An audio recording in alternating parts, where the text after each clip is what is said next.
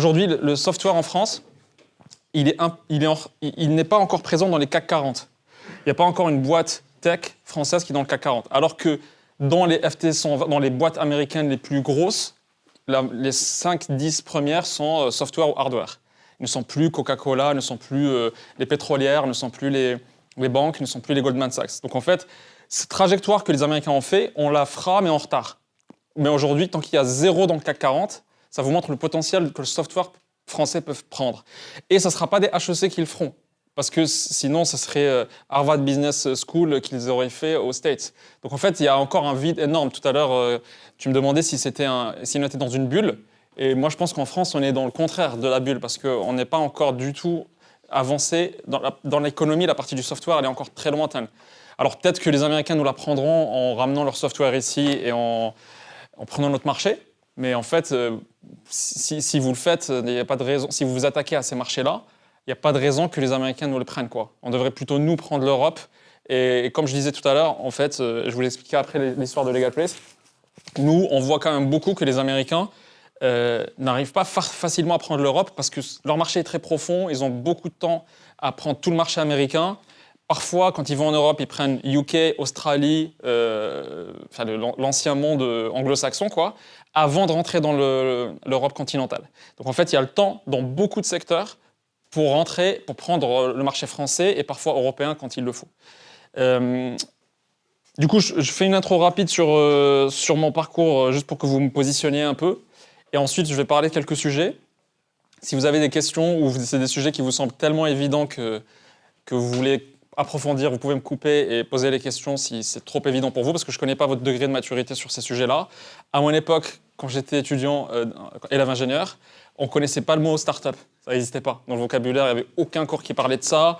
Les profs entrepreneuriat, c'était des profs pas du tout tech, vraiment très loin de tech. Genre, c'était des business classiques, PME. À Cambridge, c'était différent. On avait vraiment Silicon Valley qui venait, avec beaucoup de fondeurs américains qui venaient, etc. Mais même à Cambridge, notre prof business, c'était l'ancien monde. Il arrivait en Aston Martin, il nous parlait des PME, et ça, c'était pas le même délire. Donc, je connais pas à quel point ça a changé, j'espère beaucoup. Mais du coup, si c'est trop basique ce que je dis, parce que j'ai l'habitude de parler sur Insta à des gens de tout milieu, donc parfois je suis très basique, n'hésitez pas, comme ça on peut profiter pour approfondir les sujets. Ok, donc moi j'ai fondé la boîte quelques années après avoir été en école. Je suis venu en France pour faire l'école d'ingénieur. J'avais pas de financement ni familial ni bourse.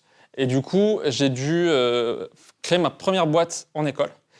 C'était une boîte de prestation de services, donc très basique. Ça m'a permis de me financer parce que c'était autrement impossible et j'allais juste quitter pour juste les moyens financiers, quoi.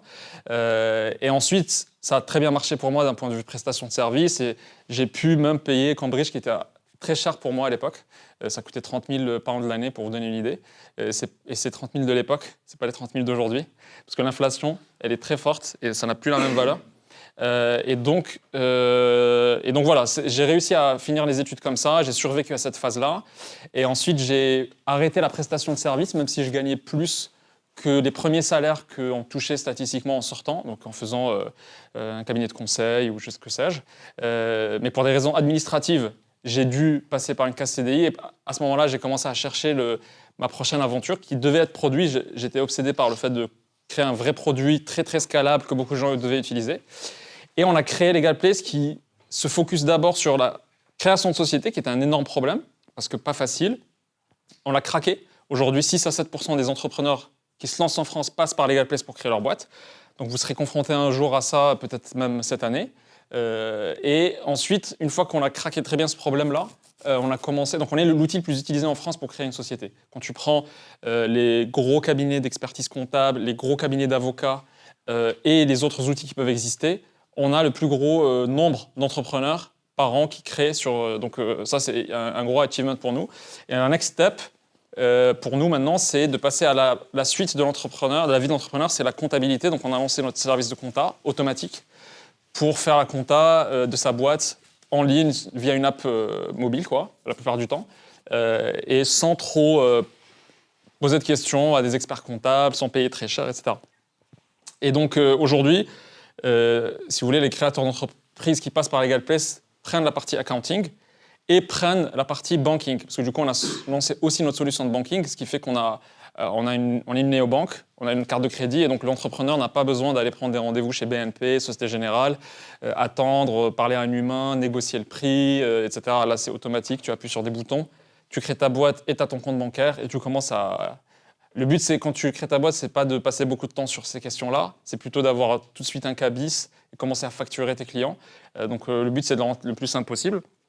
Voilà, donc aujourd'hui, on est à peu près 200 personnes, dont beaucoup d'ingénieurs, et on a levé plusieurs fois, on a levé 3 fois. Donc si c'est un sujet qui vous obsède, parce que beaucoup de gens fantasment sur les levées de fonds, je peux le développer. Donc on a levé 3 fois. La dernière, c'était 20 millions pendant la crise, quand tout s'est cassé la gueule. Donc c'était une expérience particulière d'aller se confronter aux VC que je connaissais tous par ailleurs, parce que je les ai déjà vus 2 fois. En général, on parle avec tout le monde et tout le monde nous parle. Mais leur parler dans le moment d'euphorie, quand eux te courent après pour te pousser à lever des fonds, alors que tu n'en as pas besoin, c'est très différent de leur courir après quand tu as besoin d'argent et que le marché est très, très déprimé. Et donc, c'était un moment très particulier. Mais c'était ça notre dernière levée de fonds. Donc voilà, ça c'est un peu le parcours. Donc moi, je suis CEO. J'ai fait beaucoup de produits. C'est moi qui ai fait l'architecture tech de la boîte au début, donc j'ai fait de la tech. J'ai géré une partie sales de la boîte. On a plusieurs dizaines de vendeurs. J'ai fait beaucoup de marketing et j'en fais encore sur du contenu maintenant, mais on a fait du marketing performance, donc les publicités, les réseaux sociaux, du contenu gratuit, du paid, etc. Et j'ai fait beaucoup de recrutement. Et en fait, vous ne le savez peut-être pas, mais à partir d'une certaine taille, aujourd'hui je vais parler surtout du début, mais en fait, ça vous intéresse moins les sujets de après que la boîte soit un peu établie, que vous êtes 20, 30, 40 salariés. Mais quand vous êtes 20 ou 30 ou 40, le rôle du CEO change complètement. D'ailleurs, il change tous les 6 mois au fur et à mesure que la croissance est là. Et parce que la boîte change de taille entièrement tous les 6 mois, en fait. Je vais vous parler après de croissance pour que vous vous rendiez compte. Mais du coup, mon rôle changeait quasiment entièrement tous les 9 mois, 6-9 mois.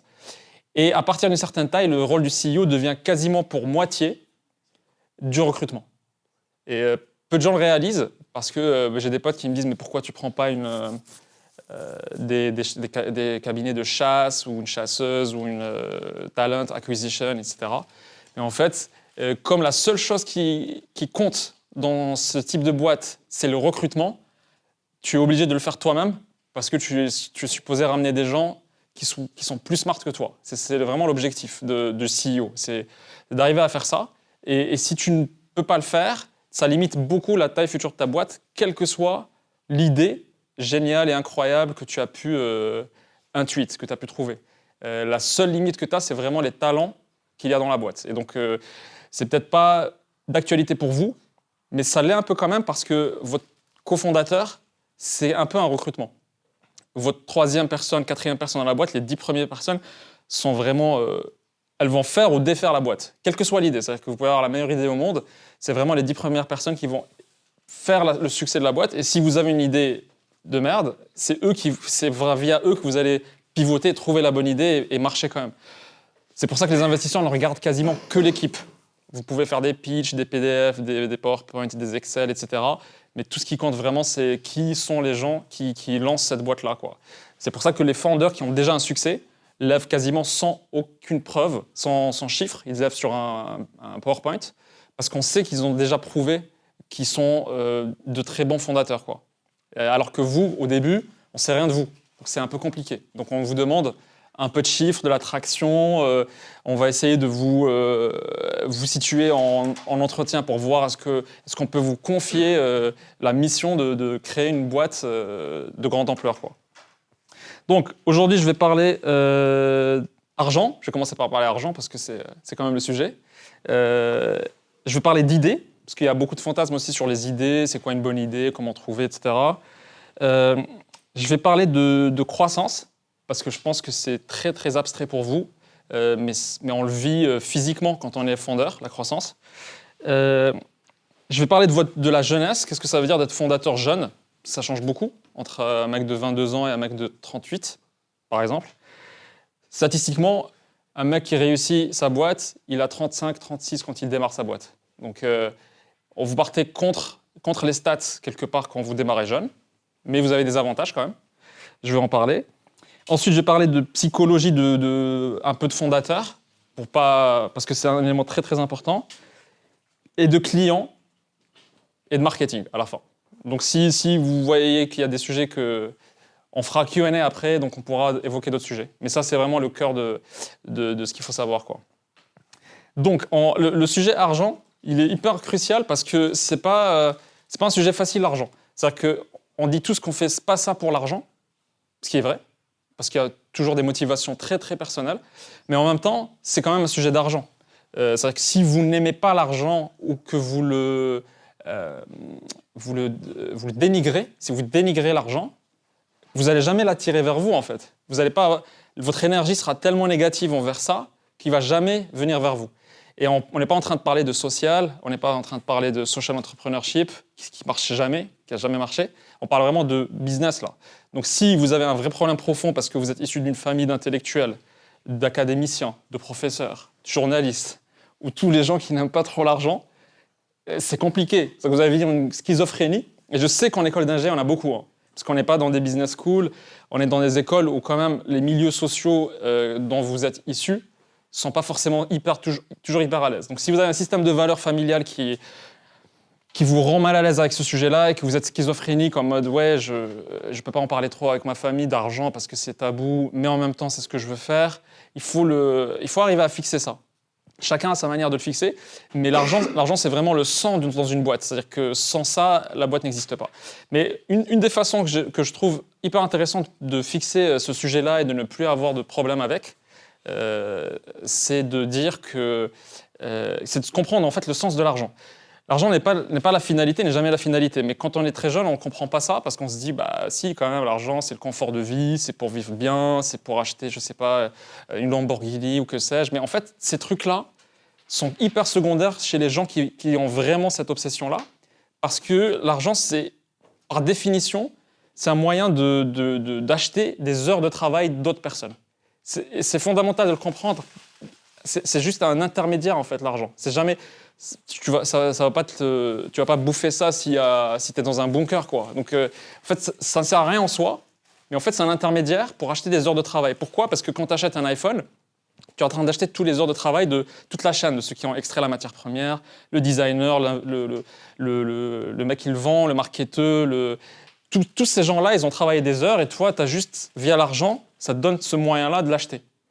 Et en fait, tu peux aussi acheter les heures de travail de ton équipe, dans ta boîte, mais aussi après, quand tu es très très très gros, des heures de travail des journalistes. Parce que bien sûr, tous les médias appartiennent au capital.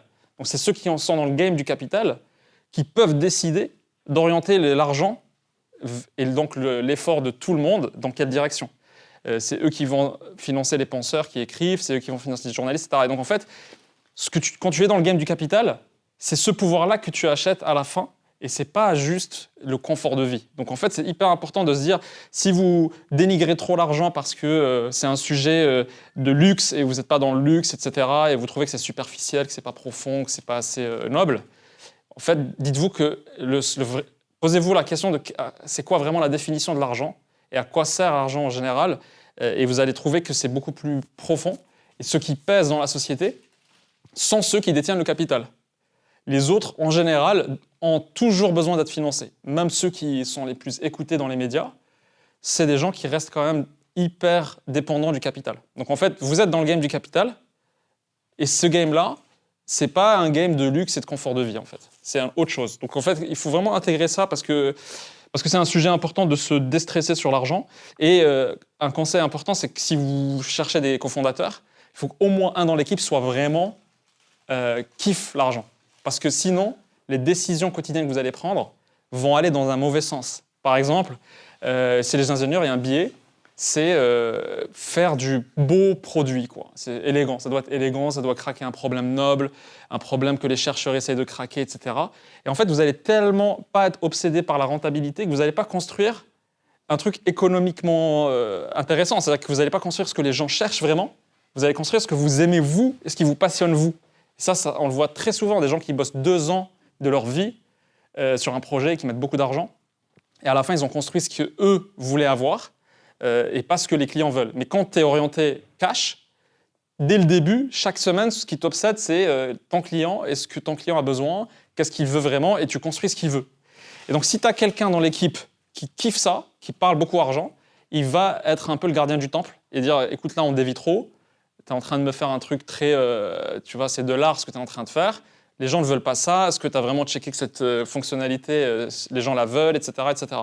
Donc, au moins un dans l'équipe. Moi, j'ai beaucoup de potes qui n'aiment pas l'argent et qui sont entrepreneurs. Et en fait, c'est vraiment une grosse galère, quoi. Tu peux pas aller très très loin, en fait. C'est hyper limité parce que tes décisions quotidiennes vont pas te mener dans le bon sens. Et donc, puisqu'on parle argent, il faut parler levier. Je sais pas qui d'entre vous a la notion de l'effet de levier. Levez la main si vous connaissez bien l'effet de levier, c'est quoi? À peu près? Ok, bon, on a une demi-personne qui... Ok, bon, je vais expliquer et tu vas voir. En fait, l'effet de levier, c'est le seul moyen pour construire un capital, pour construire une fortune. C'est le seul moyen. Et donc, il y a 3 gros effets de levier connus qui sont utilisés aujourd'hui, qui n'ont pas été tous là dans l'histoire. Il y en a qui sont beaucoup plus modernes que d'autres. Donc, le plus ancien, c'est la force de travail des autres. Ça, c'est le levier le plus important, le plus ancien, on va dire, et le plus utilisé, je pense. C'est juste de dire que si toi, tu délivres un service, une prestation de service, tu fais du conseil, bah, tu as une marge, c'est tant d'euros par mois. Et si tu as 40 consultants et que tu as 30% de marge sur ce qu'eux vendent, bah, en fait, tu as 30% x 40, donc ça sera toujours plus que 100% de toi. Et en fait, c'est un levier hyper ancien, c'est ça qui a permis de construire des gros édifices, des pyramides, etc. C'est vraiment le temps de travail des autres. Mais c'est hyper laborieux parce que pour faire un peu de marge, il faut beaucoup de gens et beaucoup de recrutement. Dites-vous que les cabinets de conseil qui viennent vous rendre visite ici font 30% de marge sur votre temps, parce qu'il y a 30% de coûts de prospection et de structure. Il y a 30% de coûts salariaux, c'est vos salaires, et il y a 30% à peu près de marge qui se dégage. Alors ça change bien sûr d'une boîte selon est-ce que c'est haut de gamme ou pas, etc. Mais ça vous donne une idée. Donc imaginez-vous un mec qui doit faire plusieurs millions d'euros par an. Combien il doit avoir de consultants, combien il doit en recruter, combien il doit maintenir chez lui parce qu'il faut remplacer ceux qui partent, il y a du turnover. Ils font une DRH pour gérer tout ce monde-là parce que bien sûr ils vont demander plein de trucs, etc. Donc c'est vraiment laborieux et tu es limité par le nombre de salariés que tu as. Mais c'est un effet de levier connu et le fait de le connaître va changer un peu votre perception parce qu'en fait, si vous ne connaissez pas ce concept-là, plutôt l'inverse. Si vous le connaissez, ça va vous faire gagner beaucoup d'années parce que connaître cet effet de levier et l'avoir en tête fait que vous allez déléguer beaucoup plus automatiquement. Parce que vous allez moins faire vous et comprendre la puissance de déléguer. Parce que vous allez vous dire, en fait, je ne suis pas en train d'utiliser le levier si je fais tout moi-même. Alors bien sûr, je le ferai mieux que d'autres, mais si les autres le font à 70% de ce que moi je suis capable de faire, mais comme ils seront 10 ou 20, je serai gagnant et j'aurai un effet de levier. Il y a une citation qui dit « Donnez-moi un levier suffisamment long et je soulève la terre ». Bon, c'est Archimède qui dit ça.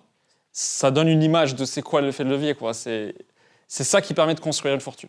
Donc ça, c'est le premier effet de levier, classique, mais douloureux, laborieux, lent, parce que vous ne pouvez pas faire une énorme croissance dans un temps très limité avec un effet de levier sur des jours hommes, sur des salariés.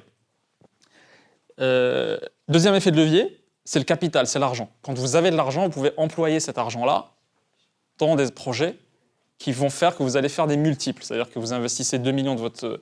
Il faut avoir un gros capital.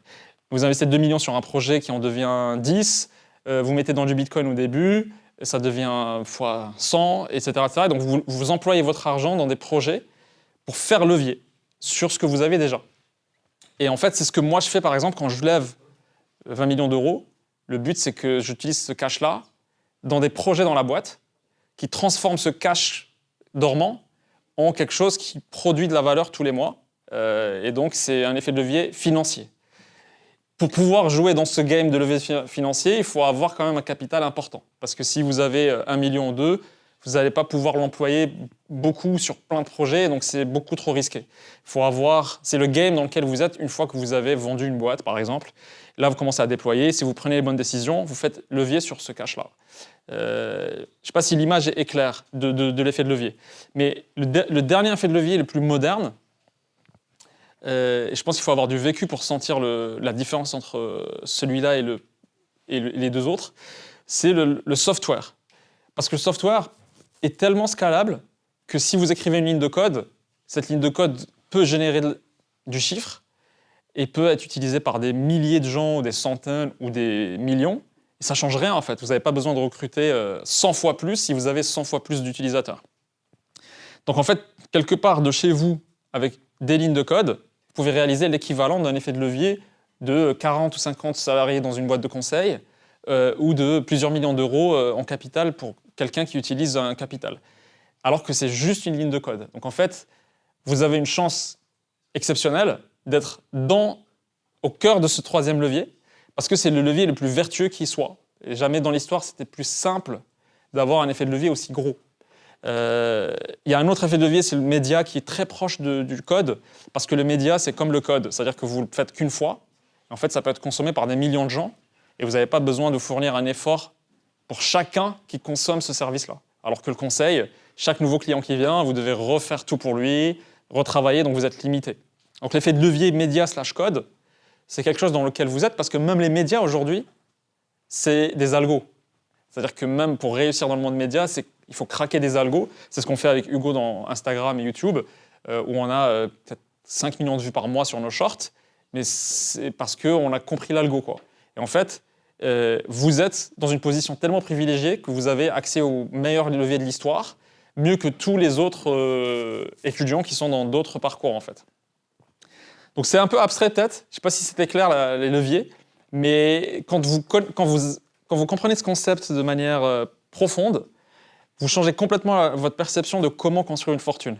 Parce que sans effet de levier, tu ne peux rien accumuler, en fait. Tu restes sur du revenu hyper limité, donc c'est quasiment comme si tu étais salarié, en fait. Donc ça ne change rien. Et on est quand même ici pour des outcomes qui sont qui outsize largement ce que tu peux construire avec de l'épargne salariale.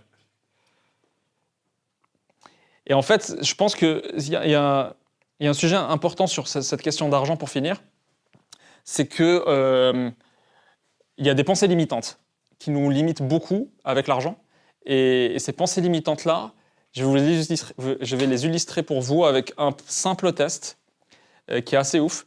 Si vous regardez tous ensemble là, ce qu'il y a dans la pièce et que vous cherchez tout ce qui est de couleur blanche, et vous regardez bien, et tout ce qui est blanc, il faut le noter. Okay, donc là, on regarde les tables, ces trucs-là de prise, cet appareil-là, etc. Il y a pas mal de blanc ici.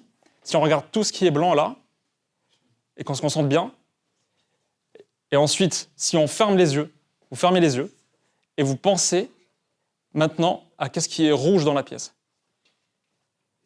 En fait, vous n'avez aucun truc rouge dans la tête, ou presque, parce que en fait, le fait d'être focus que sur du blanc fait que ta tête ne pense qu'à du blanc. Et cette image-là, elle est hyper forte parce que l'image, elle se traduit par quoi? C'est que si tu penses quelque chose, tu as une opinion, si tu as une opinion donnée sur un sujet, tu ne verras dans le monde qui t'entoure que ce qui confirme cette opinion-là. Même en l'inventant parfois. Et en fait, si tu inventes, si tu as une opinion sur toi-même, par exemple, et tu dis, bon, en fait, moi, ouais, j'ai pas trop de leadership, c'est comme ça, on me l'a toujours dit et tout le temps, tu vas juste écouter les signaux qui te renforcent dans cette pensée-là. C'est ce qu'on appelle le biais de confirmation. Tu vas tout le temps le confirmer dans ta tête, alors que tu vas ignorer plein d'autres signaux, rouge, bleu, vert, etc., qui te disent, mais non, mais tu peux avoir le leadership dans telle circonstance, auprès de telle personne, etc., etc. Et cette pensée limitante-là, elle est à l'origine en partie du problème qu'on peut avoir avec l'argent si on a une pensée très très limitante sur le fait que ce ne soit pas forcément très noble, quoi. Ok, maintenant je vais parler d'idées. En fait, l'idée c'est un gros mythe parce qu'on passe beaucoup de gens à se creuser la tête sur avoir une idée business.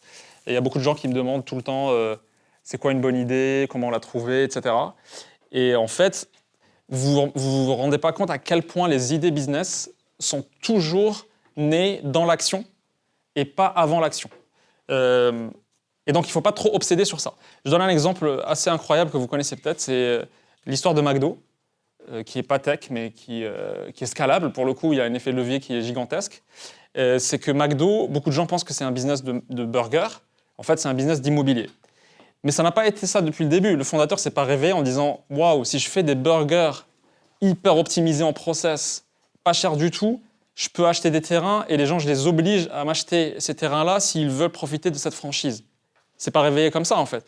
Le gars a rencontré un fast-food un jour, et il y avait 2 frères dans ce fast-food-là qui s'appelaient McDonald's, et il était fasciné par le fait que ces gars-là ont un fast-food qui délivre en 2 minutes un burger.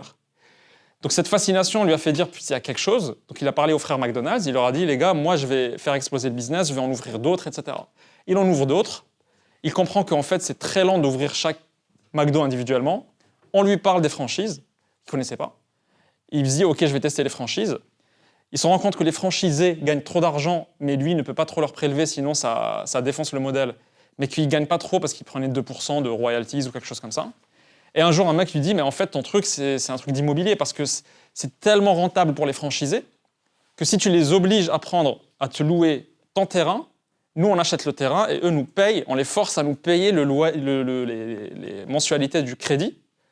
Et donc, en fait, ça nous permettra de construire un énorme empire. Et aujourd'hui, c'est un des plus gros empires immobiliers du monde.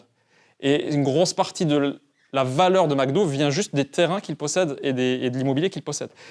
Est-ce que vous pensez que le mec, il avait 50 ans quand il a démarré, qu'il a vu tout ça le jour 1 ? C'est impossible de voir tout ça. Le mec était fasciné par un truc, il a suivi le rabbit hole, il est rentré dans le game, il a pivoté jusqu'à trouver son modèle. Et en fait, des histoires comme ça, il y en a tellement. L'histoire de Airbnb est incroyable parce qu'à un moment, ils sont même passés par vendre des céréales. Vous connaissez l'histoire ? Ok. En fait, ils ont vendu des céréales brandées avec la tête des candidats de la présidence américaine pour se financer tellement ils étaient en train de... À la base, c'était juste des matelas gonflables dans des maisons cheap pour les gens qui n'ont pas d'argent pour aller à l'hôtel. Aujourd'hui, vous avez des maisons de luxe qui sont sur Airbnb, ça concurrence les hôtels et ça n'a rien à voir avec les idées initiales, quoi. Uber, quand ils ont lancé, c'était géré par fichier Excel. Donc il y avait un fichier où il y avait les drivers de la ville et les clients qui voulaient un lift, qui voulaient se faire emmener d'un point à un peu. Et en fait, le mec s'est dit, je verrai après, selon ce test-là, qu'est-ce qu'il faut construire comme app. Et ils sont restés des mois à gérer Uber par Excel. Et ils passaient des coups de fil au chauffeur. Ensuite, ils passaient des coups de fil au mec qui attend. Et il dit, voilà, il va t'attendre à tel coin de rue. Et c'est comme ça qu'ils géraient Uber au début. Et ce pragmatisme-là, c'est important de l'avoir parce que ça peut empêcher beaucoup de gens de se lancer, d'attendre la bonne idée du siècle. Et de faire des études de marché, et des études de concurrence. Ça, c'est très bien pour faire des livrables, pour des investisseurs. Ça, c'est bien, parce qu'ils vont demander de faire ce genre d'exercice. Mais pour vous, c'est complètement inutile, parce que tu ne peux pas savoir à l'avance tout ça. Tu dois avoir une opinion ferme avec laquelle tu commences, mais après, tu vas être très flexible, parce que tu ne sauras qu'en te frottant au marché, en sortant, en parlant aux clients, en voyant ce qui les intéresse, ce qui ne les intéresse pas, là où tu avais faux, etc., etc. D'où l'importance de l'équipe. Parce que vous voyez à quel point l'idée, au début, elle est insignifiante. C'est pour ça que parler de vol d'idées, c'est complètement... c'est à côté de la plaque, parce que personne ne peut voler une idée qui est aussi basique que le début, parce qu'elle est naïve, elle est superficielle. Et donc, en fait, il n'y a pas de vol d'idées. Vous pouvez parler de vos idées, dire ce que vous avez en tête. En général, si quelqu'un s'arrête entièrement dans sa vie pour faire votre idée, c'est qu'il doit avoir vraiment très très peu d'idées, parce qu'on on se réveille, on a des idées, qu'on ne va pas arrêter notre vie pour voler l'idée de quelqu'un. En général, en plus, le mec qui a cette idée-là, il a des convictions profondes que tu n'as pas. Il a un truc personnel avec cette idée-là, il a vu des choses que tu n'as pas vues, et tu ne peux pas te dire « j'arrête tout », et ça veut dire que tu n'avais pas de projet déjà. Ce qui est bizarre, à partir d'un certain âge, tu ne peux pas avoir 0 projet. En général, tu es dans une dynamique, tu es dans l'action, quoi. Et arrêter tout ça pour voler l'idée de ton pote, n'ayant pas tout ce qu'il a en tête, c'est weird, quoi. Ceux qui le feront ne sont pas assez bons, en fait. Ceux qui voleront des idées n'auront pas le potentiel, ou c'est très très très rare, de faire un vrai truc. Et toi, quand tu es 0 et que ton pote c'est 0, c'est pas comme si la concurrence de ton pote va t'empêcher de grossir. Parce que vous êtes encore trop petit pour que ça pèse dans le marché, quoi. C'est insignifiant, quoi. Donc, ce qu'il faut savoir sur les idées, c'est qu'il ne faut pas avoir une idée sexy. Parce que quand tu es dans l'idée sexy, par exemple faire de l'IA pour faire de l'IA, c'est que tu es déjà dans un truc où il y a tout le monde qui s'est déjà lancé, où il y a beaucoup de cerveaux qui sont en train de bosser dessus. Et quand c'est sexy, c'est aussi peut-être un indicateur que tu es en train de construire quelque chose qui est un peu idéal, élégante pour toi, intellectuellement très satisfaisante, mais qui n'a aucune réalité terrain. Et donc en fait, il y a Paul Graham qui a un truc très célèbre. Vous connaissez Paul Graham? Certains d'entre vous connaissent. Si vous ne connaissez pas, c'est vraiment le nom à retenir, hein. Paul Graham, c'est le ayatollah du Silicon Valley, quoi. C'est le mec... Et le mec, il dit, c'est Y Combinator, c'est le fondateur de Y Combinator. Il dit, chaque année sur Y Combinator, je prends les idées les plus sexy, je les classe, et en fait, j'inverse le classement, et j'ai les boîtes qui vont marcher. Et en fait, les boîtes qui vont marcher, c'est celles qui sont les moins sexy du batch. Et donc, si vous avez beaucoup d'intérêt de journalistes, de trucs comme ça sur votre idée, c'est un red flag, parce que ça veut dire que vraiment, vous êtes dans le piège du sexy. En général, les boring ideas sont quand même les meilleures idées qui existent, parce que ça veut dire qu'il y a peu de gens qui travaillent dessus.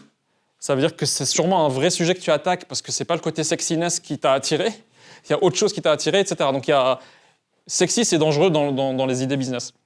De deux, une idée business, c'est une idée dans laquelle c'est une solution à un problème. Donc, si tu ne règles aucun problème, si tu n'es pas capable de phraser ton idée en mode « je règle tel problème pour tel type de personne », c'est que ce n'est pas une idée business. C'est autre chose. C'est un concept, c'est de l'art, c'est whatever, mais ce n'est pas une idée. Une idée business, c'est que tu devrais être capable juste de dire « je règle tel problème précis qui est pénible pour telle catégorie de population ». Et tu devrais être capable aussi de dire pour qui.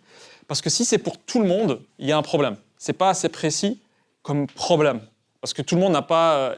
Il y a peu de choses universelles que tout le monde a et sur lesquelles il n'y a pas déjà de grosses boîtes qui travaillent.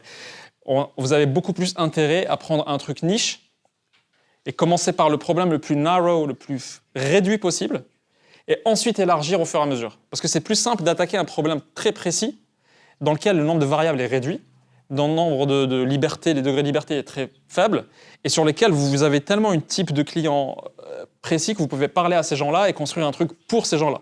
Exemple, si vous me dites « je veux régler pour toutes les boîtes de France ce problème-là », c'est trop vague.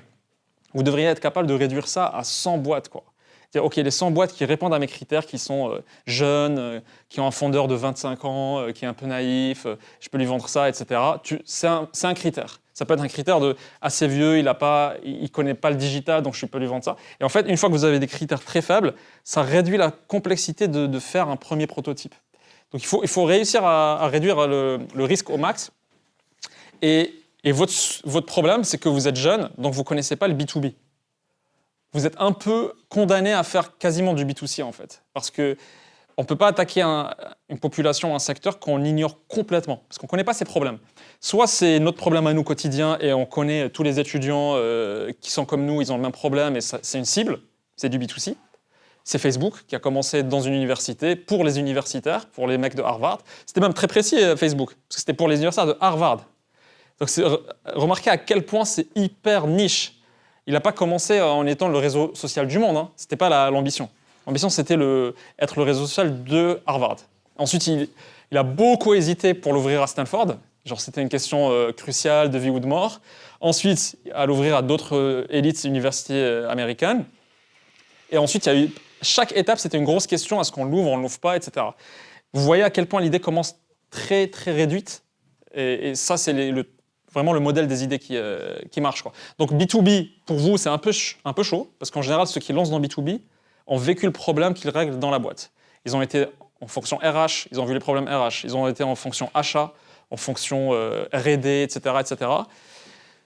C'est pour ça que les boîtes B2B tendent à être des boîtes fondées par des gens de 40 ans et plus. Parce qu'il y a un thème, c'est que les gens ont déjà vécu 10 ans, 15 ans, 20 ans les problèmes dont ils parlent, et ils arrivent à les lancer. Et dernière chose en rapport avec les idées, c'est une idée, c'est un truc où tu sais quelque chose profondément, que les autres personnes, les autres gens que tu connais ne sont pas d'accord avec toi dessus. C'est-à-dire que si tu as une conviction personnelle, parce que tu connais un certain sujet, et cette conviction, tu es sûr que les gens ne sont pas d'accord avec toi dessus, ça, c'est un indicateur de très bonne idée, parce que ça veut dire que tu connais quelque chose, un insight, que très peu de gens ont, sur lequel tu peux bâtir. Un insight, par exemple, c'est quand un mec vient te dire « je te pitch Uber ». Il n'y a pas Uber encore. Ça paraît pas évident comme idée, parce que tu te dis « il y a déjà des taxis, en fait. Qu'est-ce que ça change ?» Et lui, il a une conviction profonde. C'est un détail. Ça peut être une conviction du style « je sais qu'il y a beaucoup de gens qui ne prennent pas de taxi alors qu'ils pourraient, parce que c'est pénible d'attendre dans la rue ou d'appeler avec le prix d'approche, etc. » Si le mec arrive vers toi sans payer de prix d'approche, c'est gratuit, alors beaucoup de gens utiliseraient Uber. C'est une conviction très contrarienne, quoi. C'est-à-dire que la plupart des gens vont te dire non, c'est pas possible. Mais si toi, tu as des éléments qui te font dire que c'est possible, ça, c'est l'indicateur d'une excellente idée parce que ça veut dire qu'il y a peu de gens qui réalisent ça, sur lesquels, du coup, tu peux jouer pour lancer ton truc, quoi. Mais quand même, au final, l'opportunité, c'est pas l'opportunité qui ramène l'action, c'est l'inverse. Parce que les gens pensent qu'ils doivent agir quand il y a une opportunité qui leur arrive du ciel. En fait, c'est l'action qui ramène l'opportunité. Donc, en général, il ne faut pas se coincer avec l'idée, parce qu'une fois que tu démarres sur quelque idée que ce soit, ça va te créer tellement d'opportunités que la bonne idée va arriver toute seule. Parce que ça va te faire bosser en groupe dans ton école, parce que ça va te faire des recherches, des apprentissages, parce que ça va te donner une dynamique, ça va te faire sortir de l'école pour parler au monde extérieur. Et un jour, sur toutes ces rencontres-là, tu tomberas sur un truc qui sera évident pour toi. En fait, il ne faut pas se bloquer, il faut vraiment être biaisé vers l'action et pas être biaisé vers la réflexion. Et c'est vrai que quand on est ingénieur, on a un cerveau très conceptuel, on aime bien les concepts, réfléchir, tu vois. Et en fait, les gens qui réfléchissent le moins sont ceux qui marchent, parce que réfléchir sans l'action, c'est un énorme défaut, en fait. Et je le vois énormément chez les types qui ont une capacité d'abstraction très forte, parce qu'ils utilisent leur abstraction et restent dedans, en fait. Donc ça, c'est important à savoir. Un élément qui va vous... Je vais vous parler de croissance, parce que c'est un élément qui est particulier au moment de tech, et qui est hyper puissant par rapport à tous les autres business que vous pouvez connaître. Mais en fait, pour vous illustrer ça, vous connaissez tous l'exponentielle, mais je pense que vous ne réalisez pas dans la vraie vie ce que veut dire exponentielle. Du coup, j'ai une de mes questions favorites, c'est est-ce que tu prends, si je te file 1 million d'euros tout de suite, est-ce que tu prends ça versus une pièce d'1 euro qui se dédouble tous les jours? Et surtout, combien de temps une pièce de 1 euro se dédoublerait tous les jours, atteindrait 1 million d'euros, quoi. C'est plus safe de prendre 1 million et pas attendre longtemps. Et la question, c'est combien de temps ça prend, en fait? Donc, si tu fais... je vais prendre en mode avancé, là. Si tu fais 2 puissance, je sais pas moi, 4 jours, on va dire, tu es encore sur du très faible. Donc, tu vas être 16, ensuite 32, etc. etc. C'est comme ça qu'une pièce va se dédoubler, OK? Donc, je vais mettre 2 semaines. Donc, sur une semaine, on est encore très faible. Si je mets 2 semaines, je vais mettre 15 jours. En fait, je suis à 32 000. Donc, au bout de 2 semaines, la pièce qui se dédouble, elle est encore à 32 000 euros. On se dit, on est encore loin quand même d'1 million. Combien faut-il encore d'itérations pour que ça arrive à 1 million? Donc, je vais faire 3 semaines. Ça commence à être beaucoup, 3 semaines, mais c'est faible, 3 semaines. C'est vraiment... on le sent, 3 semaines. Humainement, intuitivement, je sais ce que c'est 3 semaines à peu près. Je sais qu'il y a 3 semaines, à peu près ce que je faisais. Et en fait, je suis déjà à 2 millions. En 3 semaines, je suis arrivé à 2 millions d'euros, alors que j'étais à 32 000 en 2 semaines. C'est quand même bizarre parce que intuitivement, j'arrive pas à le sentir. Tu vois, j'arrive pas à me dire, quand je vous ai posé la question, je me disais pas en 3 semaines, le 1 euro qui se double tous les jours, genre ça devient 2, ensuite 4, ensuite 8, ensuite 16. Putain, c'est loin. Et en fait, en 3 semaines, j'ai déjà dépassé le million. Et là, si je fais un mois, c'est là où c'est spectaculaire. Si je fais un mois, je suis à 1 milliard. Donc je suis passé de 2 millions en 3 semaines et je rajoute une semaine et quelques, et je suis à 1 milliard. Bon, on est tous ingés, on sait ce que c'est qu'une exponentielle sur le papier, on sait la dériver, la manipuler, le truc, etc. Mais est-ce que vous sentiez vraiment, intuitivement, qu'une pièce d'1 euro qui se dédouble serait à 1 milliard au bout de quelques semaines? Est-ce que vous... C'est pas intuitif, parce qu'on n'est pas fait pour penser à l'exponentielle intuitivement.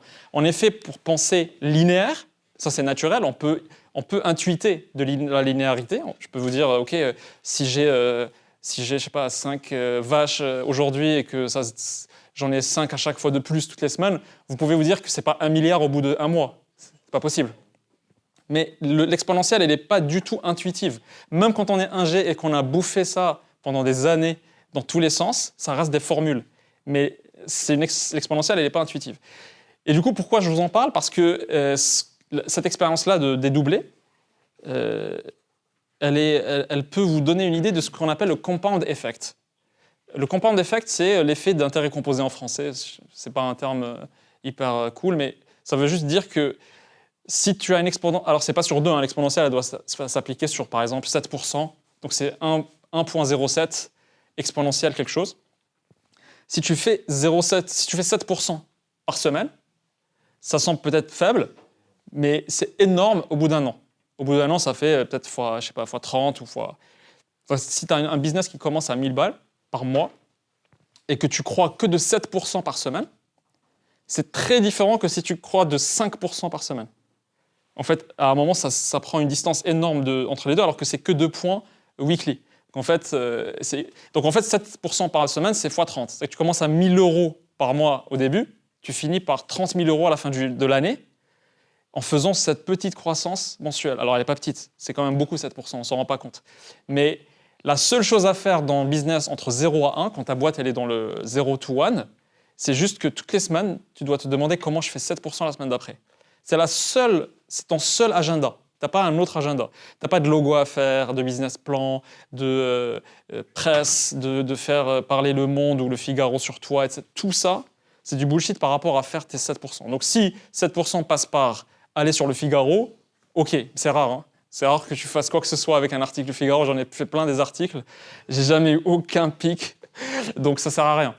C'est que pour l'ego, pour les potes, pour la famille, c'est cool. Donc laisse-le pour l'année 2, l'année 3, et au début, fais que tes 7% weekly. Quand tu grossis assez, 7% weekly, ça devient impossible. C'est trop... Là, tu passes à 7% par mois. 7% par mois, c'est doubler de business tous les ans. Donc, ça reste très gros. C'est-à-dire que tu as un business qui fait 5 millions, tu le doubles, l'année d'après, c'est 10. En un an, passer d'une boîte de 5 à 10, c'est monstrueux. C'est rare des startups parisiennes qui font doubler tous les ans, en fait. Et si tu doubles tous les ans et que tu fais 20-30 millions par an, tu es sur le road to 1 billion. Tu es sur le road to 1 milliard. Parce qu'au bout de quelques années, ça peut être long, mais 1 milliard, c'est quand même beaucoup. Ça peut valoir le coup d'attendre quelques années pour atteindre ça. Donc doubler tous les ans, c'est très dur. Mais c'est que 7% mensuel. Donc quand on le regarde comme ça, quand on se dit quelles sont les actions que je fais ce mois pour que le mois d'après, mon chiffre soit 7% supérieur, ça te priorise tes actions. Si tu te demandes comment prioriser mes actions, est-ce que je fais du produit, du développement? Tu sais, tu as des ingénieurs qui passent 2 ans à développer leurs produits, quoi. C'est énorme. C'est vraiment... Il y a peu de produits qui justifient de passer 2 ans dessus. Hein. Je vous raconte l'histoire de Dropbox. Dropbox, quand ils ont lancé, ça leur coûtait 1 million pour développer Dropbox. Ils n'avaient pas 1 million.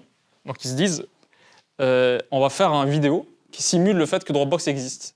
Et on va faire une pub pour balancer cette vidéo-là. Elle était assez virale, elle a marché même organiquement. Et on va voir le nombre de gens qui s'inscrivent. Et donc, ça a tellement explosé en nombre d'inscriptions parce que les gens ont identifié que c'était un vrai problème que Dropbox solutionnait, qu'ils sont partis montrer aux investisseurs juste ce slide, un seul slide, le nombre d'inscrits par jour.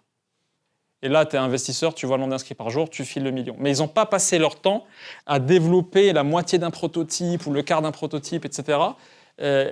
Ils ont fait l'action la plus importante pour... Et en fait, on ne se rend pas compte, Dropbox, c'était beaucoup de dev, parce qu'il y avait des aspects de sécurité, des aspects de confidentialité, etc. Et très peu de produits nécessitent 1 million dès la première année, en fait. Alors là, aujourd'hui, avec OpenAI, l'effet de levier est encore beaucoup plus fort, parce que tu peux faire du code plus vite, peut-être 70% moins cher que le code que tu faisais avant, si tu es smart. Donc en fait, ça ne justifie pas que tu passes 2 ans sur du développement. En fait, la seule idée, c'est comment faire du chiffre vite, même du fake chiffre, c'est-à-dire même si tu devais simuler l'existence du produit.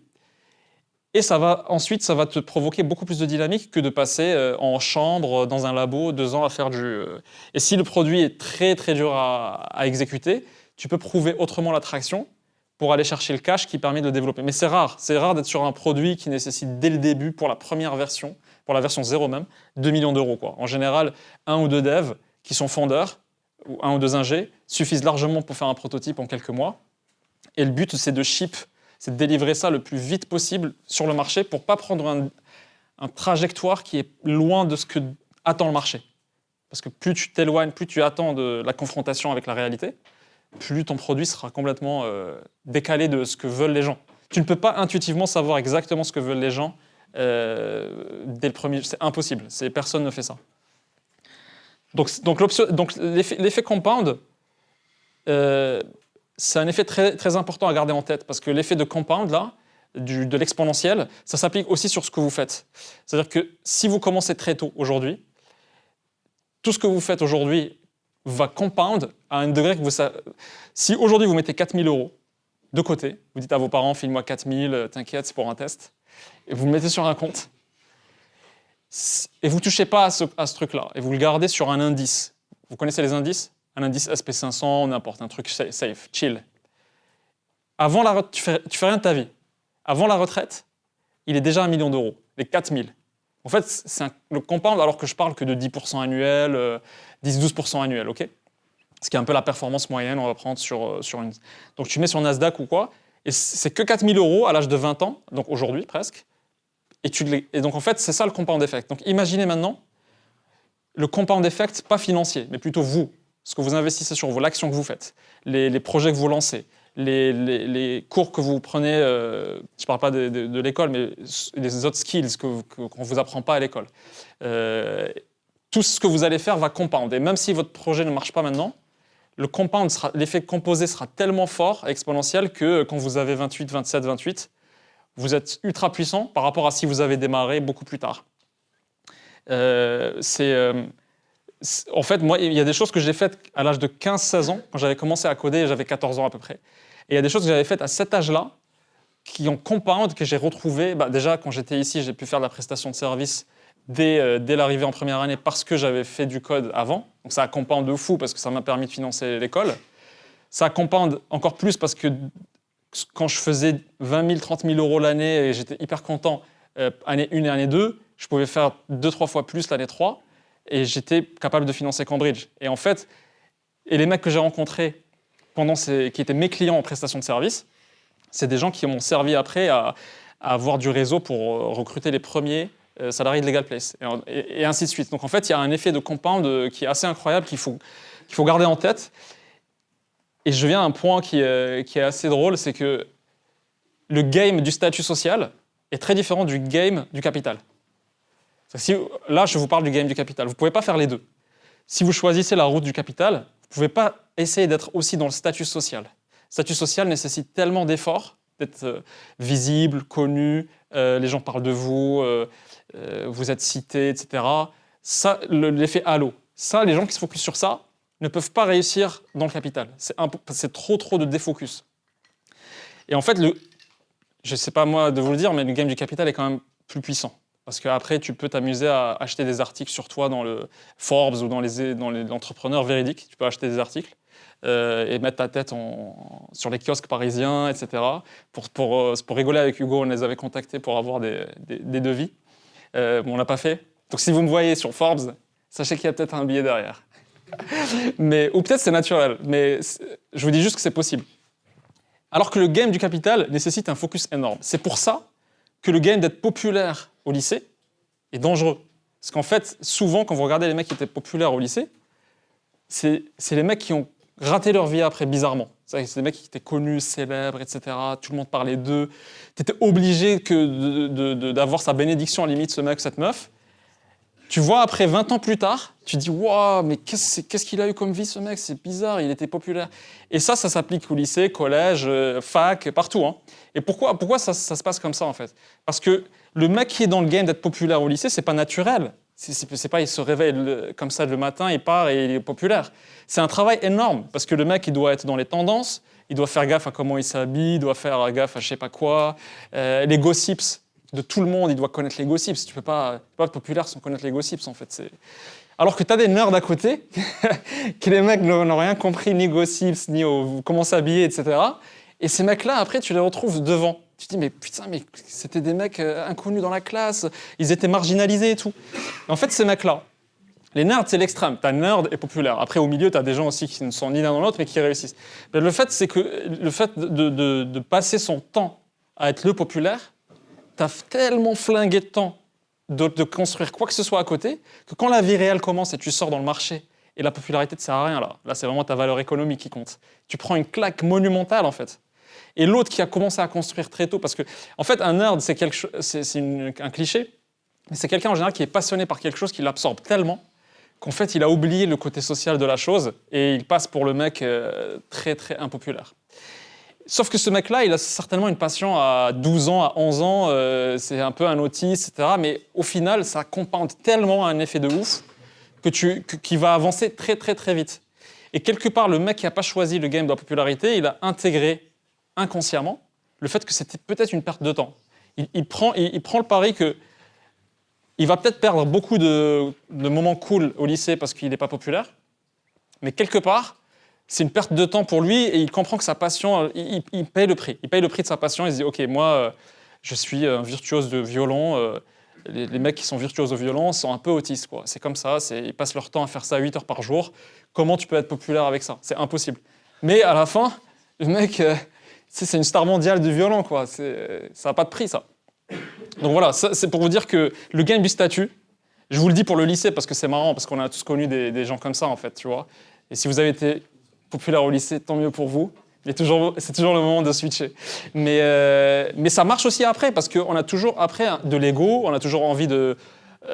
moi, le nombre de potes entrepreneurs que j'ai qui essaient d'avoir des couvertures médias, c'est énorme, mais on fait que par l'ego, en fait. C'est juste, on a envie d'être... Et donc, le statut social, c'est un game qui est à part. Soit vous faites que ça, et vous assumez, et vous passez chez Cyril Hanouna le soir, et c'est cool. C'est ça, le game du statut. Soit, ou dans Arte si vous préférez, mais voilà. Soit vous faites dans le capital. Et dans le capital, à un moment, vous allez peut-être créer votre média, quoi. C'est ça la différence entre les deux.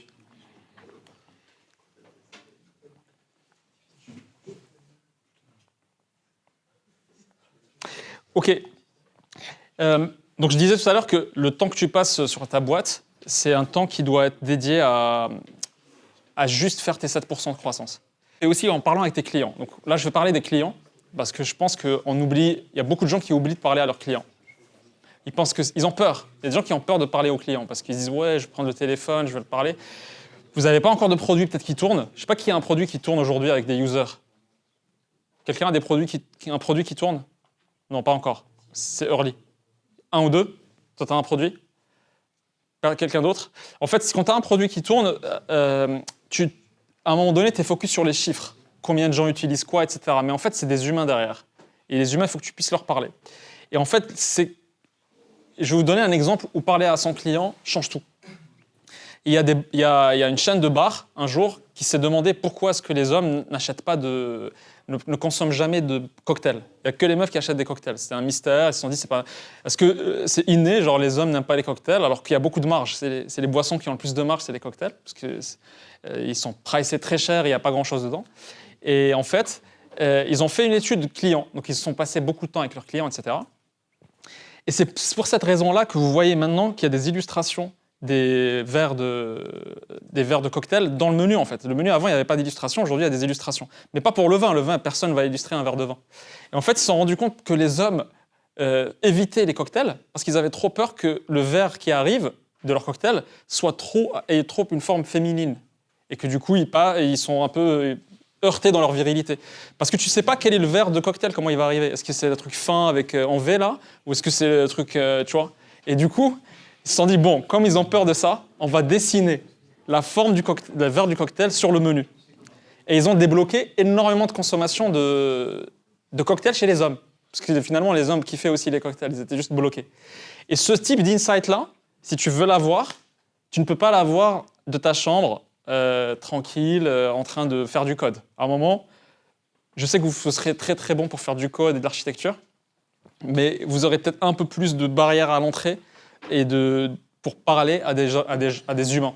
Moi, j'en ai plein des ingénieurs dans Legal Place. Je peux vous dire que c'est un combat quotidien pour faire parler mes ingénieurs avec mes clients, quoi. T'as l'impression qu'ils veulent bouffer du téléphone. Alors que tu as des gens qui kiffent passer leur temps à parler à d'autres.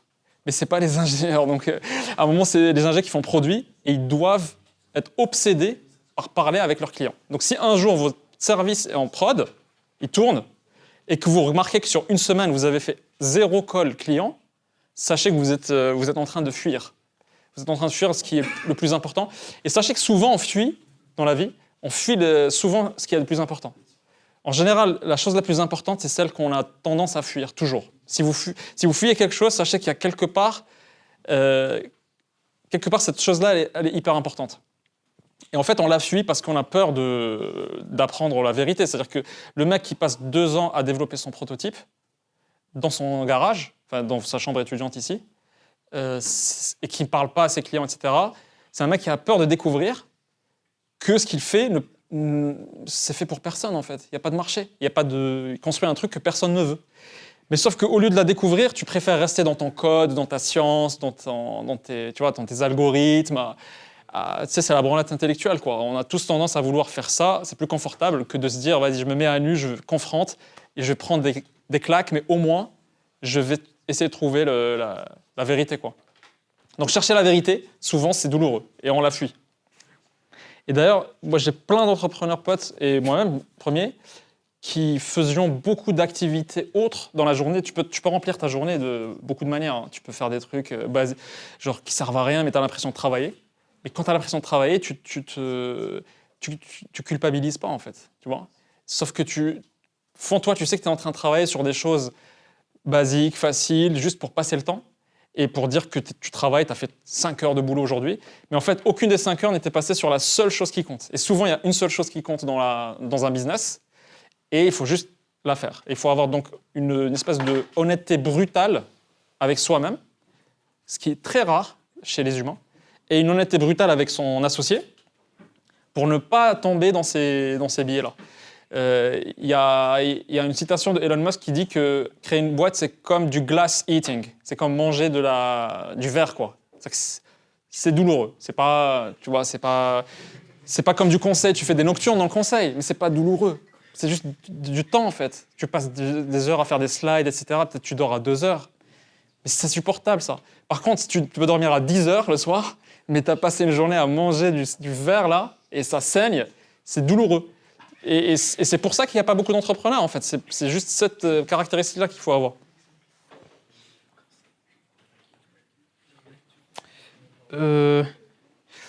Et dernier point, c'est sur le marketing. Parce que du coup, je sais que sur la partie produit et tech, c'est un truc sur lequel c'est une zone de confort, c'est une safe zone. Mais du coup, si vous avez une couche marketing ou sales sur laquelle vous investissez aujourd'hui, qui est très forte, ça va compound de ouf dans le futur. Et vous ne l'avez pas autant que d'autres qui font tout le temps que du marketing, qui ne savent pas faire du code, donc il faut bien qu'ils fassent autre chose. Donc vous pouvez délaisser ça. Mais le marketing, c'est hyper important. Est-ce que vous connaissez la théorie derrière le pricing, les fameux 3 packs de prix? Ça vous dit quelque chose, les 3 packs? Vous allez remarquer que dans la vie, il y a toujours 3 packs. Tu vas chez Starbucks, il y a 3 verres. Tu vas chez Apple, il y a 3 tailles de storage, là, d'espace de stockage. Tu vas chez même un software, tu vas trouver 3 packages du moins cher au plus cher. En fait, il y a une psychologie derrière. Et c'est un peu une arnaque un peu psychologique parce que souvent, donc, soit le prix du milieu est proche du prix du bas, soit le prix du milieu est proche du prix le plus élevé. Et en fait, ces 3 packages ne sont pas là parce qu'il y a des gens qui ont besoin des 3. Ils sont là pour nudge, pour pousser psychologiquement le comportement vers un des 3 packages. Si par exemple le prix du milieu est trop proche du bas, ça veut dire qu'on veut que tu achètes celui du milieu. En disant en fait, je rajoute juste un peu. Donc en fait, celui du bas, il valorise le milieu parce que tu dis en rajoutant juste un peu, j'ai 2 fois plus de stockage. Ou j'ai le médium qui est 2 fois plus gros que le petit de Starbucks. Et donc c'est une technique pour nudge, donc le moins cher, il n'a pas de fonction de réel, il a juste une fonction de valoriser, c'est un faire valoir, le milieu.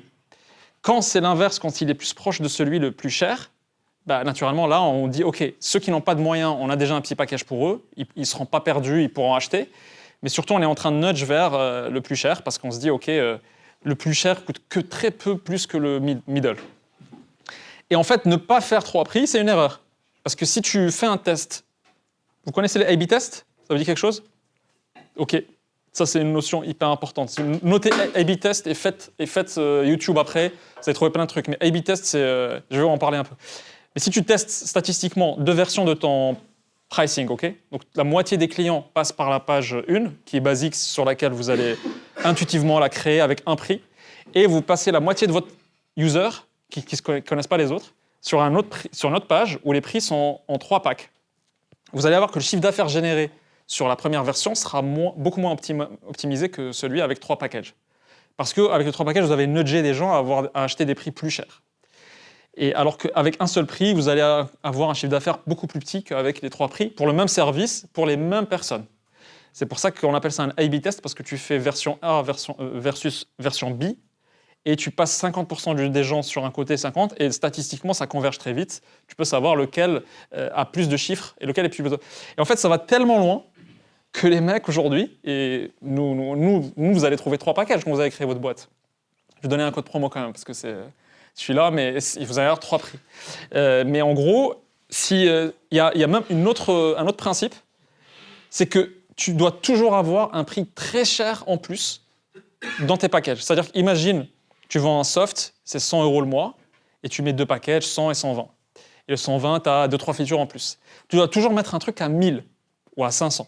Parce qu'il y a toujours des gens très riches et qui veulent payer cher. Ils veulent. Et c'est là où le problème de l'argent intervient. Parce que j'en ai des ingénieurs qui me disent « Oui, mais non, ce test-là, c'est pas très éthique. » Bon, ça existe. Mais en fait, c'est pas éthique. Je vais vous expliquer pourquoi c'est pas éthique. Mais on est dans le business. En prix, il n'y a pas de prix juste. Il y a le prix que les gens acceptent de payer. Okay, donc si ton truc te coûte 5 et que tu arrives à le vendre 1000, t'es un génie en fait. C'est mauvais. C'est pas tu dois le faire à 25 ou à 10. Parce qu'il y a des gens qui réfléchissent comme ça. Ils disent « Ouais, mais ça coûte que 5. C'est pas cool, c'est pas juste. » J'ai vu des entrepreneurs avec des vraies boîtes qui font du chiffre d'affaires qui pensent comme ça. En fait, le prix, Apple, ça lui coûte beaucoup moins cher que le prix que vous payez. Hein. Pourtant, vous pensez pas que... Certains d'entre vous pensent que c'est des arnaqueurs peut-être, mais vous kiffez leurs produits, quoi. Et en fait, quand tu mets un prix très très cher, dis-toi qu'il y a toujours quelqu'un qui a envie de consommer le plus cher. Parce que devant ses potes, il a envie de dire « Non, mais moi je prends le plus cher, parce que j'ai de l'argent. » Ça existe. Et en fait, quelque part, si tu lui mets pas ce package-là, le pauvre, il va prendre un truc pas cher. Alors qu'en fait, c'est devant lui. Donc tu lui rends service quelque part en lui mettant ce truc-là parce que tu réponds à un besoin psychologique. Mais si tu le mets pas, imagine le chiffre d'affaires que tu perds. Donc dis-toi que toujours, il y a une catégorie de gens, 5% peut-être, qui veulent un package très cher, qui sont ceux qui prennent toujours le toute option, ceux qui prennent toujours le truc le plus cher qu'il y a sur un menu. S'il ne veut pas bouffer de la truffe, il va prendre le menu avec truffe et juste pour payer le plus cher. Ça existe et il faut en prendre compte. Ce truc-là, de psychologie de pricing et de marketing, il faut se former dessus. Parce que vous n'allez pas avoir ces réflexes-là forcément. C'est pas le cœur de votre éducation. Vous allez faire de la physique quantique, je sais pas ce que vous allez faire ici, mais ce sera pas du pricing, quoi. Et donc, formez-vous à côté. Il y a tellement... Je vais vous raconter une histoire sur Starbucks qu'on a citée dans une des vidéos, qui est ouf. C'est que quand vous achetez un Starbucks, on vous met votre nom dessus. Et en fait, ils font exprès d'écrire le nom. Ils appellent pas le nom correctement, mais exprès. Parce qu'en fait, quand ils font ça, souvent, vous allez prendre une photo, mettre une story sur Insta en disant « Ah, c'est drôle, ils savent pas épeler, je sais pas quoi. » Et en fait, ça fait beaucoup de pubs gratuites pour eux via les stories. Et cette erreur-là, elle est vraiment... il y a tellement d'idées... c'est tellement poussé comme science que même quand vous allez dans un Apple Store, il faut savoir que les écrans de ces Macs-là dans l'Apple Store sont inclinés à exactement le même angle. Et un angle qui est juste là pour que ce soit pas assez confort et que vous le poussiez un peu pour l'utiliser. Et quand vous le poussez, vous le touchez. Et quand tu touches un produit, en fait, c'est bon, il y a une connexion physique. Et quand il y a une connexion physique, statistiquement, tu as 10, 15, 20% de chance pour l'acheter plus. Et ça s'utilise dans le soft aussi.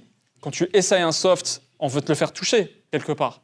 Quand tu sais pas trop quel est le prix encore, il y a beaucoup de produits où tu sais pas le prix jusqu'à avoir utilisé le service beaucoup. Donc tu as créé émotionnellement un lien, la décision d'achat elle est déjà en train de se faire dans ta tête, tu découvres le prix après au lieu de le découvrir avant. C'est comme par exemple quand tu fais de la vente, quand tu es vendeur commercial, d'ailleurs les commerciaux gagnent beaucoup plus pour info dans les startups que les ingénieurs. C'est assez ouf ça. C'est parce qu'ils ont un variable énorme. Et ben, les commerciaux ne doivent jamais parler du prix au début du call. Même quand le client commence par « mais ça coûte combien ?» Et là, tu dois résister psychologiquement pour ne pas donner le prix. Parce que si tu donnes le prix à la fin et que tu as montré que ton produit avait beaucoup de valeur pour le client, parce qu'un prix, c'est combien de valeur ça me rapporte. C'est beaucoup plus puissant que de commencer par dire « ouais, ça coûte 1000 balles, mais attends, je vais t'expliquer. » Et là, c'est bon, tu as perdu, il a décidé psychologiquement de ne pas acheter. Et donc, connaître c'est quoi un process de sales, c'est aussi très important. Je vous invite il y a pas mal de sources sur YouTube sur ça. Vous pouvez vous former, vous pouvez faire des calls de sales fake juste pour vous entraîner. Parce que savoir vendre, c'est vraiment un skill hyper universel qu'il faut avoir en tant que... Pas parce que vous allez vendre tout le temps, hein, mais parce que déjà savoir recruter des bons vendeurs, c'est dur. Et parce qu'au début, c'est vous qui allez vendre. Hein. Vous n'allez pas prendre un mec à 200 000 € pour vendre pour vous, c'est hors de prix. Mais Donc si tu maîtrises pas les bases, bah, tu vas perdre du temps, quoi. Mais la science, la vente, c'est une science. C'est pas des marchands de tapis, les vendeurs. Les marchands de tapis, c'est juste une image, mais une grosse partie de la vente est complètement étudiée aujourd'hui avec des étapes. Et psychologiquement, quand tu mènes quelqu'un d'une étape à une autre, c'est comme une recette de cuisine. J'espère que vous cuisinez un peu ici, mais quand tu cuisines avec une recette, si tu inverses les étapes, bah, ça ne donne pas le même plat. Et c'est pareil dans la psychologie humaine. Si tu passes par des étapes avec un prospect et que ce n'est pas le bon ordre des étapes, tu as provoqué un comportement différent dans sa tête. Et vous avez vu la série Succession? Ok, elle est incroyable cette série. Parce que il y a une illustration de ce que je dis dans la série. Donc c'est un mec qui a fondé un empire médiatique et il a des enfants très gâtés. Donc le mec il est très âgé, il va partir, donc il y a un combat de succession entre les enfants. Et les enfants, c'est pourri gâtés, ils ne sont pas capables de gérer un business. Et il essaie de les emmener dans une négo où lui, donc, il est de droite même dure, genre Fox News. Et il veut acheter un média de gauche. Donc la discussion, elle n'a pas atteint le prix encore. Elle est encore sur nous de gauche, on va vous donner, vous avez une famille, vous allez dénaturer notre média, etc. Et donc il fallait rassurer sur t'inquiète, ce sera une ligne éditoriale séparée, ça restera la ligne que c'est aujourd'hui, et on ne va pas toucher à la doctrine. Et donc ils font un dîner de famille entre les deux pour leur prouver ça. Ils ramènent leur fille qui était un peu woke, un peu dans la tendance américaine, quoi. Et la fille dit non mais t'inquiète, moi je suis pas comme mes parents, ils ont rien compris, etc. Une fois qu'ils ont fini de prouver ça, ou presque, donc ils arrivent au prix. Donc il dit j'achète pour 4 milliards cet actif, on pense que c'est le bon prix et tout. Et là, la nana en face qui gère la famille de gauche dit ouais mais en fait on a des doutes. On a des doutes sur la ligne éditoriale après. La fille de l'héritière qui ne sait pas négocier reprend la conversation en mode non mais je vous ai dit on va vraiment garder la ligne, alors qu'en fait c'était plus du tout une négociation sur la valeur, on était sur le prix final et il y avait plus toutes ces objections qui se passent avant le prix sont finies, on est sur le prix. Et donc le self-made arrête sa fille et lui dit de se taire et il dit ok ça sera 5 milliards. Parce que quand tu arrives au prix, en général il ne reste que la négociation. Il n'y a plus de discussion sur les features, les avantages, les inconvénients. Et beaucoup de gens ont peur de dire le prix et meublent. Tu vois, ils disent c'est 1000 balles, mais tu auras. Et en fait, c'est celui qui parle le premier qui perd. Parce qu'une fois que tu as dit le prix, tu dois te taire. C'est très dur psychologiquement de le faire. Je vous invite à faire des vrais pitch sales. C'est vraiment c'est du dépassement de soi de le faire. De vendre n'importe quoi, un truc facile à vendre. Et vous allez voir que c'est pas comme le Wolf de Wall Street. Hein. C'est pas genre un vendeur Wolf of Wall Street. Le vendeur est beaucoup, beaucoup plus structuré que ça. Et à la fin, quand il passe au prix, tu ne peux plus revenir en arrière. C'est bon, c'est qu'une question de prix. Si le mec met plus d'objections, tu baisses le prix. Tu ne vas pas répondre à ces objections parce que c'est un fake. C'est une fake objection en fait. C'est comme quand quelqu'un vous dit c'est trop cher. Quand quelqu'un vous dit c'est trop cher, souvent, ça veut dire il n'y a pas assez de valeur pour moi. Et en fait, la réponse à ça, c'est pas de baisser, c'est pas de parler du prix quand on est encore au début, c'est plutôt de parler de qu'est-ce qui est cher pour vous et de comprendre qu'est-ce qu'il a compris de la valeur du produit et voir que si votre produit a une valeur complètement différente qu'il a mal comprise, vous devez d'abord lui expliquer. C'est pour ça que le prix doit toujours laisser à la fin et c'est une négociation à la fin. Mais au début, c'est vraiment comprendre le client. Et dernier truc à savoir sur les sales, parce que je ne vais pas faire un cours de sales là, c'est trop limité dans le temps, mais le sales, c'est un mec qui écoute. C'est pas un mec qui parle. Beaucoup de gens pensent que c'est un mec qui parle. En fait, non, c'est faux. C'est pour ça que je dis c'est pas le Wolf de Wall Street. Un sales qui n'écoute pas. Moi, j'ai un soft qui permet de dessiner le graphe de quand mon sales parle et quand tu as deux droites comme ça et t'as une partie c'est quand le client parle et l'autre c'est quand mon sales parle. Et en fait, si je vois que la droite du sales est beaucoup plus longue dans le temps que la droite du client, ce qui a un énorme problème, c'est qu'il n'écoute pas. Il délivre son speech et il essaie de closer. Alors que normalement, tu fais parler le mec le plus possible jusqu'à ce qu'il te dise vraiment ses enjeux, ses problèmes, qu'est-ce qu'il ne fait pas dormir la nuit, etc. Et à la fin, tu délivres juste ce qu'il faut qu'il le touche lui. Tu ne vas pas dérouler des trucs, des features A, B, C, alors qu'il n'en a rien à foutre, il veut le E. Donc en fait, tu dois l'écouter tellement qu'il y a un art à faire parler les gens. Et il y a notamment une technique que vous devriez utiliser dans la vie quotidienne, c'est le mirroring, c'est de répéter le dernier mot. Peut-être que vous connaissez déjà. Ça te dit quelque chose, mirroring? En fait, c'est que quand quelqu'un parle pas beaucoup, il y a des gens qui se taisent, tu vois, tu leur dis comment ça va, ils disent ça va. Tu dis alors votre boîte, elle fait quoi? Et il s'arrête, il parle juste, il veut pas te donner des infos, tu vois, il y a des gens qui sont comme ça.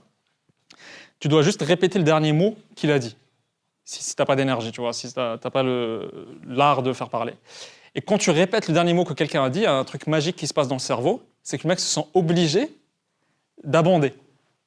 Tu vois, par exemple, si le mec te dit on vend des chaussettes, tu dis ah, vous vendez des chaussettes? Il dit ouais, parce qu'en fait, blablabla, et il parle. Après, il finit de parler, tu redis la dernière phrase qu'il a dite. Bam, il va encore redire beaucoup de choses. Et ainsi de suite, jusqu'à ce que tu sentes que c'est bon, tu as eu les infos que tu voulais. Voilà, ce genre de skills de sales et de marketing, si vous les accumulez maintenant, c'est un edge énorme, parce que la différence entre un fondateur technique comme vous, ingénieur, et un autre, c'est ces skills-là en fait. C'est pas ce que vous savez déjà faire, vous êtes déjà dans le top 1% sur la partie produit ou tech, mais pas sur le reste. Et sur le reste, si vous l'avez, si vous l'accumulez déjà pendant les études, en faisant des projets, en faisant des fake projets ou des vrais projets. Vous savez, nous, quand on a lancé Legal Place, on n'avait pas de produit. Parce que je pouvais moi-même le développer, et j'ai fait l'architecture d'ailleurs, mais je ne voulais pas dépenser du temps et de l'argent avant d'être sûr qu'il y avait un marché. Donc en fait, on a fait une landing page. Vous voyez ce que c'est une landing page? Une landing page, une page de vente, quoi. Et dans cette page de vente, on a mis le produit Legal Place.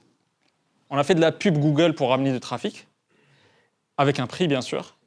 Et en fait, les gens achetaient un truc qui n'existait pas. Donc en fait, on disait à la fin, sorry, service unavailable, ça reviendra plus tard.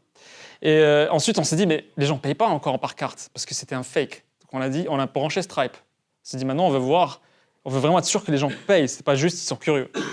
Pareil, les mecs payaient, on remboursait bien sûr, parce qu'on n'est pas, genre, et on disait, service unavailable. Et un jour, un mec était hyper vénère, parce que c'était pas un client final, c'était un avocat, qui achetait de chez nous pour son client. Donc en fait, il devait facturer 10 fois plus son client, et il prenait chez nous en automatique. Et ce mec-là, il avait tellement confiance dans notre site qu'il avait attendu de payer au moment où son client arrive dans son bureau. Donc il avait rendez-vous avec son client, les clients arrivent, et le mec, il paie sur Legal Place tranquille, alors qu'on était deux gus dans un coin. Il n'y avait rien, la boîte, elle n'existait pas. Et il paye, et il dit, putain, mais il appelle. J'avais une hotline, parce que je voulais parler au client, donc j'avais un numéro de téléphone où je répondais moi-même tous les jours. Je passais la moitié de ma journée à faire « Salut Legal Place, support client, bonjour », tous les jours. Et à un moment, ce mec m'appelle et il est vénère, il m'engueule. Moi, j'étais très jeune, lui, c'est un avocat établi. Il me dit, j'ai mon client là, il faut qu'on signe, demain, il a une transaction qu'il doit faire, on va rater. Bon, c'était stressant sur le moment, mais c'était un wow moment. J'étais euphorique, parce que je me dis, si le mec est tellement vénère, c'est qu'il y a un besoin. La peine, elle est là. Et quand la peine, tu la touches du doigt, c'est obvious, tu le sais. Parce qu'il y a des gens qui me disent, mais c'est quoi le succès? Quand est-ce que tu sais que ta boîte, elle va c'est bon, tu as touché un vrai truc. En fait, il n'y a pas de métrique. C'est pas quand tu as fait 1000 balles de chiffre ou 10 000 ou 100 000. Tu peux faire 100 000 et tu n'as toujours pas trouvé ton produit. Hein. Parce que c'est pas scalable, c'est pas répétable. Et tu peux faire 1000 et savoir que c'est bon, tu as craqué le truc. Il y a un marché.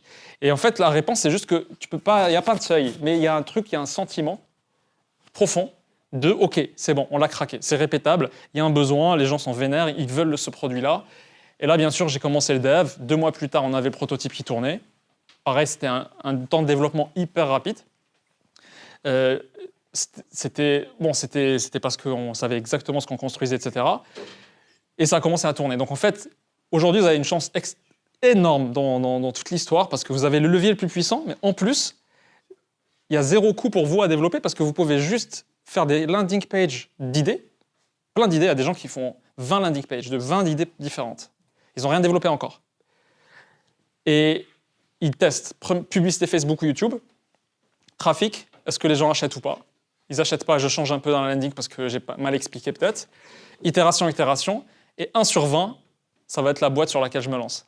Vous pouvez vraiment industrialiser ce process et fake un produit entièrement facile. Vous pouvez même utiliser Webflow, vous n'avez même pas besoin de coder, quoi. Même un mec de HEC peut le faire aujourd'hui. Pas besoin de vous. Et vous recrutez après en CTO. Mais vous pouvez le faire. Vous pouvez vraiment le faire. Et moi, je connais des entrepreneurs aujourd'hui qui sont assez gros, qui ont fait...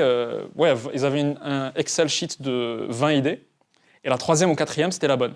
Mais c'était pareil, sans développer tout un truc, etc. C'est MVP, mais version extrême. Parce que MVP, vous connaissez certainement. Mais MVP, c'est déjà du dev, quoi. Moi, je parle vraiment de pré-MVP. C'est vraiment zéro, quoi. Il n'y a rien, il y a une page. Et sur la majorité des projets, c'est possible de lancer un truc comme ça, quoi.